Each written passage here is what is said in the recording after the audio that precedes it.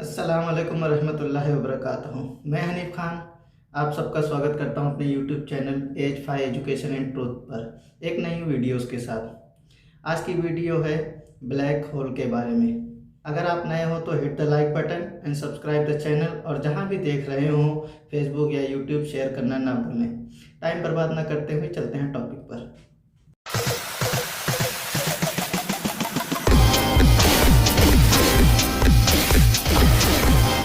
Black hole space time का एक ऐसा खित्ता है जहां ग्रेविटी इतनी मजबूत है कि कोई भी जर्रात, यहां तक के इलेक्ट्रोमैग्नेटिक रेडिएशन जैसे रोशनी भी इससे बच नहीं सकते।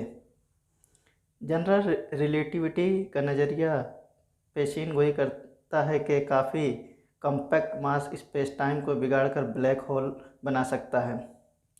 The boundary of number escape is called the event horizon. अगरचे ये किसी चीज़ की किस्मत और इसके अबूर करने वाले हालात पर बहुत ज़्यादा असर डालता है। जनरल रिलेटिविटी के मुताबिक इसमें मुकामी तौर पर काबिल शनाख्त खुसूसियात नहीं हैं। कई तरीक़ों से एक ब्लैक होल एक मिसाली ब्लैक बॉडी की तरह काम करता है, क्योंकि यह रोशनी नहीं मुनक्किस करता। मज़ीद बरां खमीदा स्पेस टाइम में क्वांटम फील्ड थ्योरी पेशीन गोई करते हैं कि वाक़े के रेडिएशन हॉकिंग तापकारी का इखराज करते हैं।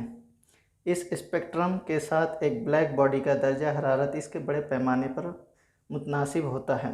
ये दर्जा हरारत तारीकी मास के ब्लैक होल्स के लिए एक किलोन के अरबों हिस्से की तरतीब पर है, जिसका बराह रास्त मुशाहिदा करना बुनियादी तौर पर नामुमकिन है।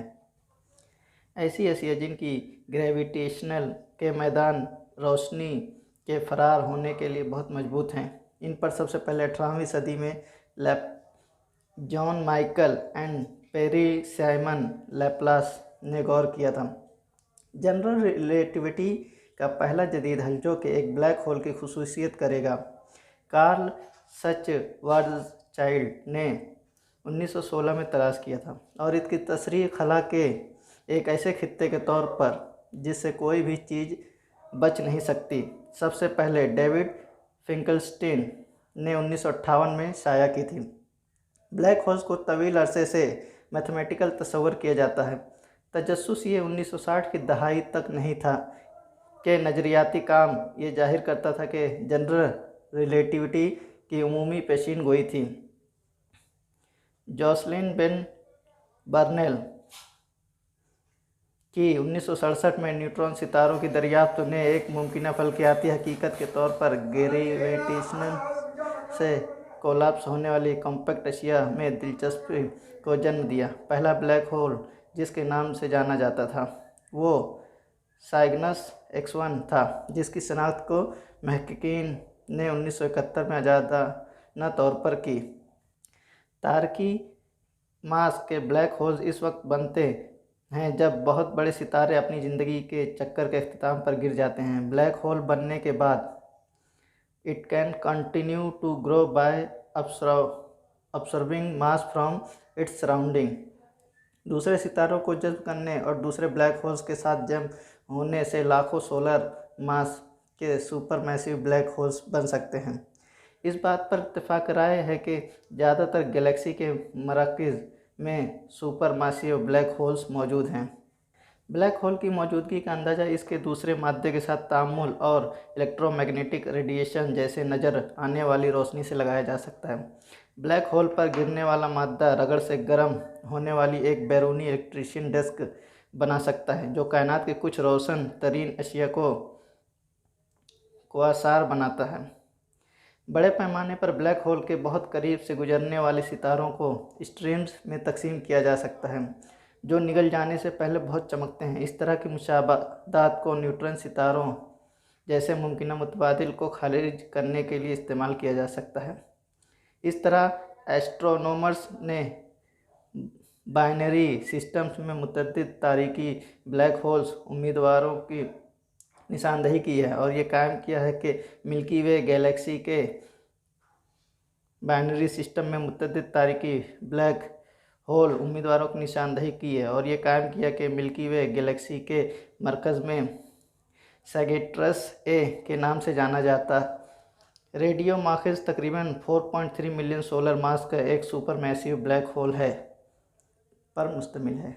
11 फरवरी 2016 को लिगो साइंसी ताउन और केनिया के ताउन ने कशिश शक्ल की लहरों की पहली बरह रास्त खोज का ऐलान किया, जिसने ब्लैक होल को इंजमाम के पहले मुशाहदे की भी नुमाइंदगी की। दिसंबर 2018 तक 11 ग्रेविटेशनल की लहरों के वाक़यात देखे गए, जो 10 जम होने वाले ब्लैक होल्स एक बाइनरी न्यूट्रॉन स्टार के इंजमाम के साथ पैदा हुए। 10 अप्रैल 2019 को ब्लैक होल और इसके आसपास के पहलू बरह रास्त तस्वीर शाया की गई, जो कि 2017 में मेसर 87 के कहकशां मरकज़ में वाक़ ब्लैक होल के बारे में यूनिट होराइज़न टेलीस्कोप EHT के जरिए किए गए मुशाहदात के बाद मार्च 2021 में EHT ताउन ने पहली बार ब्लैक होल के पोलराइड पर मुबनी तस्वीर पेश की, जो कि क्वासर्स को जन्म देने वाली कुव्वतों को बेहतर तौर पर जाहिर करने में मदद कर सकती है।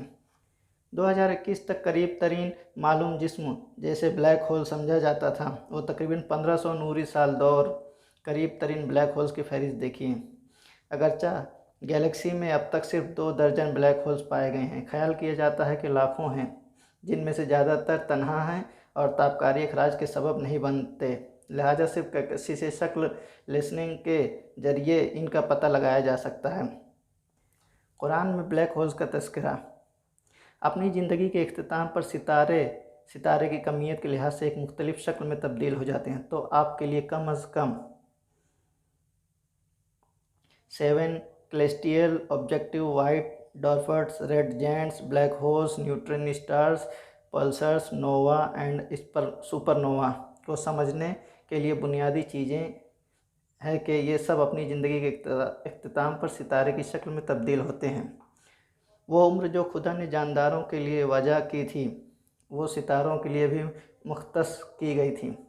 हर रोज़ तकरीबन 400-275 मिलियन सितारे मरते हैं और तकरीबन 400 मिलियन नए सितारे सिर्फ हमारे काबिल मुशाहिदा कायनात में पैदा होते हैं।